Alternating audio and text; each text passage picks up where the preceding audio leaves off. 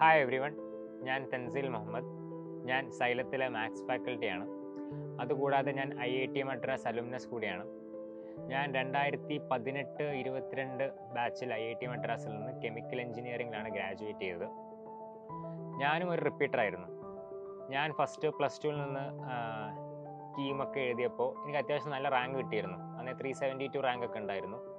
അപ്പോൾ അന്ന് കേരളത്തിലെ നല്ല കോളേജിലൊക്കെ എനിക്ക് അഡ്മിഷൻ കിട്ടിയിരുന്നു. പക്ഷേ ഞാനൊന്നും സെലക്ട് ചെയ്യാതെ റിപ്പീറ്റ് ചെയ്യാണ് ഉണ്ടായത്. കാരണം എനിക്ക് IIT എന്ന് പറഞ്ഞത് ഒരു ഡ്രീമായിരുന്നു. അപ്പോൾ നമ്മൾ ഇത്രയും കഷ്ടപ്പെട്ടു, കുറച്ചും കൂടി കഷ്ടപ്പെടാമെന്ന് വിചാരിച്ചിട്ട് ഞാൻ റിപ്പീറ്റ് ചെയ്യാൻ പോയി. അങ്ങനെ റിപ്പീറ്റ് ചെയ്തിട്ടാണ് എനിക്ക് IIT എന്ന് പറഞ്ഞ് എൻ്റെ ഡ്രീമിലേക്ക് എത്താൻ പറ്റിയത്. റിപ്പീറ്റ് ചെയ്തപ്പോൾ എനിക്ക് കീമിലും പിന്നെ JEE മെയിനിലും അഡ്വാൻസിലും ഒക്കെ നല്ല റാങ്ക് വന്നു. അങ്ങനെയാണ് IITയിൽ എനിക്ക് കെമിക്കൽ എഞ്ചിനീയറിംഗ് കിട്ടിയത്. ഇപ്പോൾ റിപ്പീറ്റ് ചെയ്യുക എന്ന് പറഞ്ഞത് എൻ്റെ ജീവിതത്തിൽ വളരെ നിർണായകമായൊരു തീരുമാനമായിരുന്നു. കാരണം അങ്ങനെയാണ് എനിക്ക് IITയിൽ എത്തിപ്പെടാൻ പറ്റിയത്. അപ്പോൾ IITനെ പറ്റി പറയുകയാണെന്നുണ്ടെങ്കിൽ NIRF റാങ്കിങ് എന്ന് പറയും. ഇന്ത്യയിലെ കോളേജുകളുടെ നമ്മുടെ റാങ്കിങ് സിസ്റ്റം അതാണ്. അതിൽ കഴിഞ്ഞ കുറേ വർഷമായിട്ട് IIT മദ്രാസ് ആണ് ഇന്ത്യയിലെ നമ്പർ 1 കോളേജ്. അപ്പോൾ IITനെ പറ്റി പറയുകയാണെന്നുണ്ടെങ്കിൽ നമുക്ക് അവിടെ ലഭിക്കുന്ന ഓപ്പർച്യൂണിറ്റീസും ഫെസിലിറ്റീസും ഒക്കെ വേൾഡ് ക്ലാസ് ആണെന്ന് തന്നെ പറയാം. കരിക്കുലത്തിനെ പറ്റി പറയുകയാണെന്നുണ്ടെങ്കിൽ ഏറ്റവും ലേറ്റസ്റ്റ് അഡ്വാൻസ്ഡ് ആയിട്ടുള്ള കരിക്കുലമാണ് നമ്മളവിടെ പഠിപ്പിക്കുന്നത്.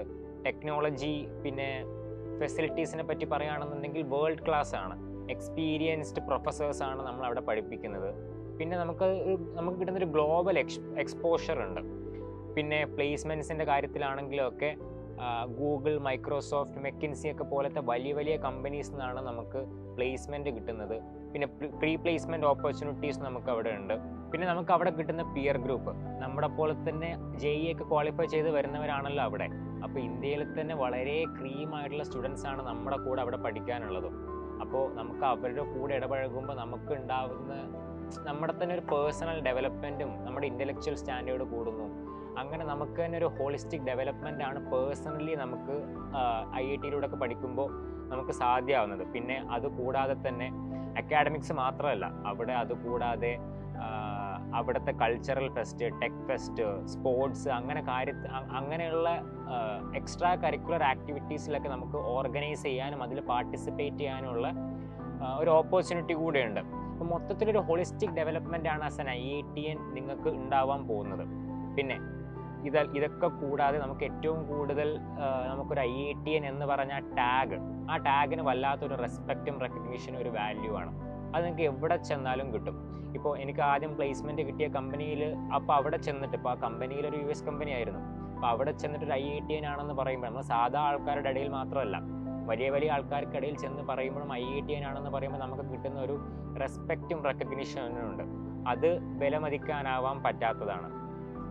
അപ്പോൾ ഇതൊക്കെയാണ് ഒരു IITian എന്ന നിലയിൽ നിങ്ങൾക്ക് കിട്ടാൻ പോകുന്നത്.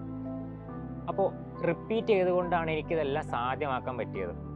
അപ്പോൾ ആ ഡിസിഷനാണ് ഞാൻ ഇന്നും എൻ്റെ ജീവിതത്തിൽ ഒരു ടേണിംഗ് പോയിൻ്റ് ആയിട്ട് കാണുന്നത്. അന്ന് എനിക്ക് കിട്ടിയ ഒരു കോളേജിൽ സെറ്റിൽ ചെയ്തിരുന്നെങ്കിൽ ഇപ്പം ഞാൻ നിങ്ങളുടെ മുന്നിൽ ഇതേപോലെ ഇരുന്ന് സംസാരിക്കുമെന്നുള്ളത് എനിക്ക് ഉറപ്പില്ല.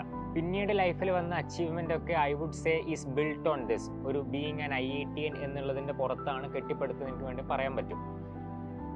അപ്പോൾ എനിക്ക് പറയാനുള്ളത് ഇതാണ്. ഇപ്പോൾ നിങ്ങൾക്ക് വേണമെന്നുണ്ടെങ്കിൽ ഇപ്പോൾ നിങ്ങൾക്ക് കിട്ടിയ ഒരു ഓപ്ഷനിൽ സെറ്റിൽ ചെയ്യാം, അല്ലെങ്കിൽ you can aim for big. നിങ്ങൾ എന്തായാലും ഇത്ര വരെയൊക്കെ എത്തി. അപ്പോൾ ഇനിയും കഷ്ടപ്പെട്ടാൽ നിങ്ങൾക്ക് ഒരു പടി മേലേക്ക് എത്താൻ പറ്റും. ഇനിയും തേച്ചാൽ ഇനിയും മിനുങ്ങും എന്നൊക്കെ പറയുന്ന പോലെ you can try your best shot. അപ്പോൾ റിപ്പീറ്റ് ചെയ്യുക എന്നുള്ളത് വളരെ വേർത്ത് ആയിട്ടുള്ളൊരു ഡിസിഷനാണ്. ഇപ്പോൾ എന്നോട് ചോദിക്കുകയാണെങ്കിൽ ഇത് വേർത്ത് ഇറ്റ് ആണോ എന്ന് ചോദിച്ചാൽ വളരെ വേർത്ത് ഇറ്റ് ആണ്. ബിക്കോസ് ഞാൻ തന്നെ ഒരു എക്സാമ്പിളാണ്. അപ്പോൾ റിപ്പീറ്റ് ചെയ്യുക എന്നുള്ളത് വളരെ നല്ലൊരു ഓപ്ഷനാണ്. If you want to achieve something big then it's a very great option. അപ്പോൾ സൈലത്തിൻ്റെ offline and online repeaters batch start ചെയ്തിട്ടുണ്ട്.